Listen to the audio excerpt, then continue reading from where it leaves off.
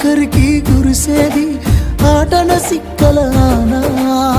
పరువు పరువు అంటూ తీస్తిరిగదనే పరుగు పానం పోయినంక మోగేదే డప్పుల దరువు ఉండదనికే హాని పిల్ల పాపాలతోని హాయిగా బతుకేను అందేళ్ళు నువ్వు పువ్వులు అల్లుకొని పోతున్నవే అత్తగారింటికి నీ పువ్వులు జల్లుకొని పోతున్ననే కాలే తాటికి